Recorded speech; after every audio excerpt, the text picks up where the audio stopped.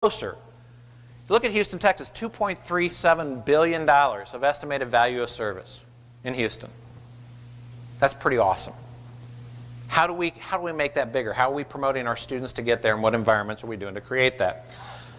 The collaborative team member, I went back to Ken Robinson because what I was trying to do is in the collaboration effort, and what I've tried to do in any of these to support the profile of the student, is to give you some data to support that this is real.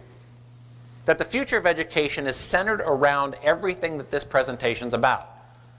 But as you get into collaboration, it's hard to kind of find stats on, oh, if I work in that office that is a collaborative environment, I'm going to get this much more productivity. I don't know if that's right or wrong. I know that since I've seen you last, I've built a new office building, and we have kind of an open work environment. And so we have people sitting together and working together. We even have a ping pong table in there. And I think there's a daily ping pong tournament. And believe it or not, in that collaborative environment, even on a daily break of a 10-minute ping pong game, we get more done. And you should see the work product that we're getting today. I don't know if there's any measurement of it, but I know what our reports look like today and what they look like 5 years ago. I know that the knowledge base of our employees has increased dramatically across the skills that we do. So I have 4 GIS analysts on staff. I have 6 people now who can geocode students on a map. I don't know how that happened. They didn't go to school to do it. But something is working in that collaborative environment. And Ken Robinson said it in that old video, that collaboration is what stuff's made of. It truly is in getting there. There is a research study that I try to relate to this that was just done, actually finished in 2014, actually completed at Sam Houston University, sponsored by University of South Carolina and Purdue University in their education symposium. And what they talked about was students of high poverty. Students of high poverty that attend project-based learning schools, or environments of schools that have project-based learning, that work together in collaborative environments. And believe it or not, this was a longitudinal study from 2011 to 2014. And what they discovered in the high poverty areas is that these environments, that absenteeism of schools that had project-based and problem-based learning environments that students work together, absenteeism dropped 30%. 30%. Now, you almost are going to trip over learning by being there 30% more of the time.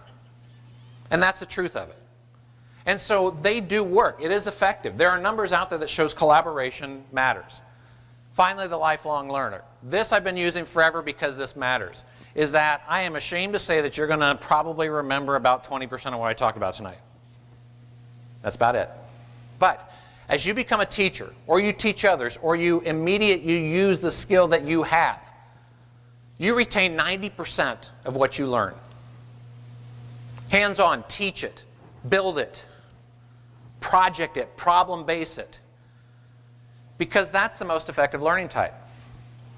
And so the lifelong learner understands this, and they will continue to be that lifelong learner. Remember that technical school graduate.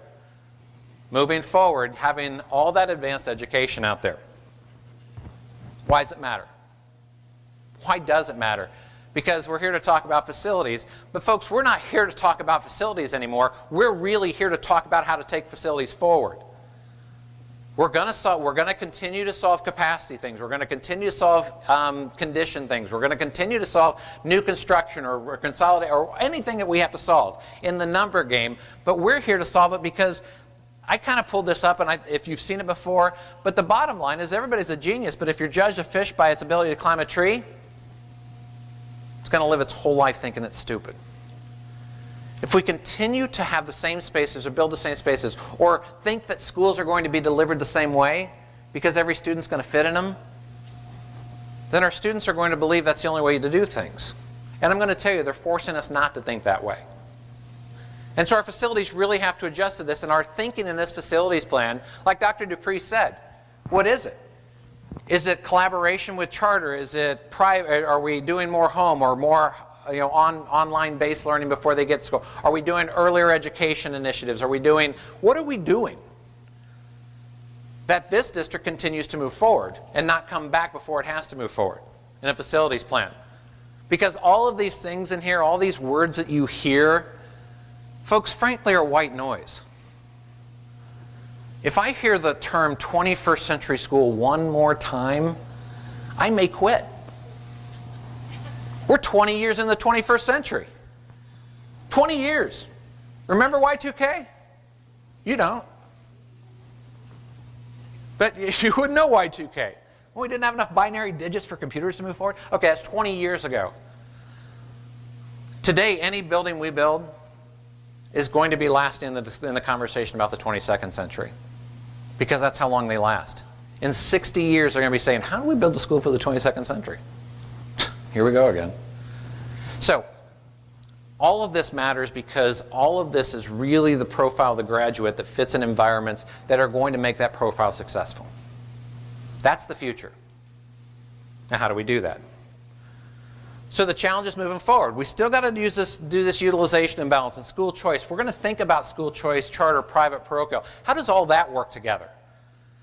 So one more anecdotal thing. We just started a project with Washington, D.C. public schools. The auditor actually hired us to do it.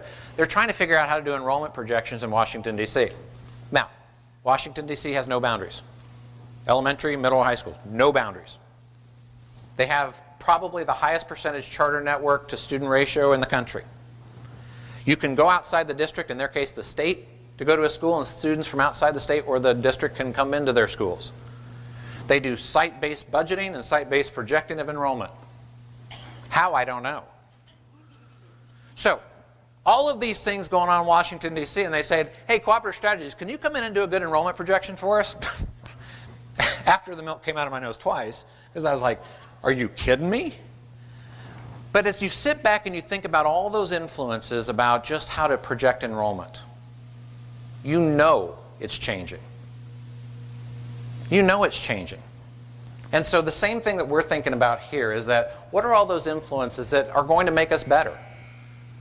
Because all of those things are good. In education, there are good and they're bad, but every idea has some merit to it if it's taken to fruition and works together with what we want to do. And we're going to still maintain our feeders. We're going to do all this facilities continuing over time. So we have to do all those things. Now, what I want to end the night with is this, is that as you're sitting at your tables, we're going to hand out some flip chart paper for you. And I want you thinking about this as a group. Because next week we start with the steering committee. It's a group that's going to help us. We had one in the last one. This one's a little bit smaller, a little more focused. We're going to start with this group. But one of the first things that I wanted to get out of this from the community was this idea about what your expectation of this one might be. Is it anything we talked about tonight? Is it still continue to be capacity issues or balance of enrollment or condition issues? What are those things that are going to make this updated facility plan great? Now, thinking about the profile of the graduate, you have that on your table. Think about bricks and mortar. And think if bricks and mortar, because this is what I think. If you still think bricks and mortar or should be part of this, you should put it down. If you think it should be a big part of what we do. Because I can't disagree with that. Bricks and mortar will always influence what we do. But what do you believe should be included into this updated facility master plan that will best serve students, staff, and the community of Fort Bend ISD?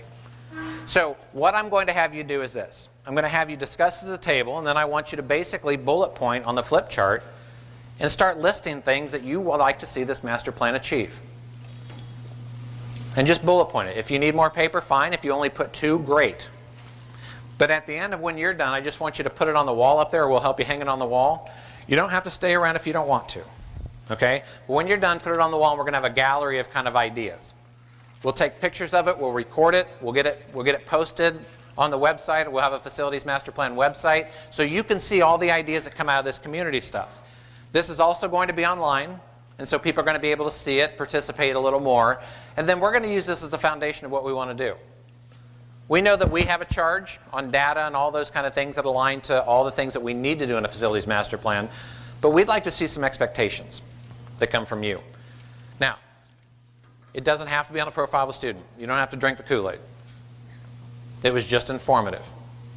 But if some of this matters, think about that school in 20, 30, or 40 years. Think about where you'd like schools to shape and change, or what kind of things that you'd like to see happen to allow students more access to the education that they need. And list that out. Now, I'll walk around and staff will walk around to help, or if you need some spark to think about any ideas, we're glad to do that. But like I said, when your table is done, you're done for the evening. There's not going to be a closing, anything like that. So if your table talks all night, well, have fun. They're going to turn off the lights on you. But if you're done in 15 minutes, you're done in 15 minutes. But this is intended to engage conversation among you all. Okay? So with that, I will see you again in the future. We'll do more community engagement opportunities. We have a steering committee next Thursday night, and then we don't have other meetings scheduled yet, but we're going to get those on the calendar for people to see when we're going to get more input, right? Oh, everything's scheduled. Okay, well, I better know those. Okay, Tammy, you got a question? How did we decide who's on the steering committee? The question is, how did we decide who's on the steering committee? You want this or that, or... Which tells you I didn't have anything to do with it, so, because she knows. The steering committee is made up of a 30-member group, and each board member recommended 3 members, and the superintendent recommended 9.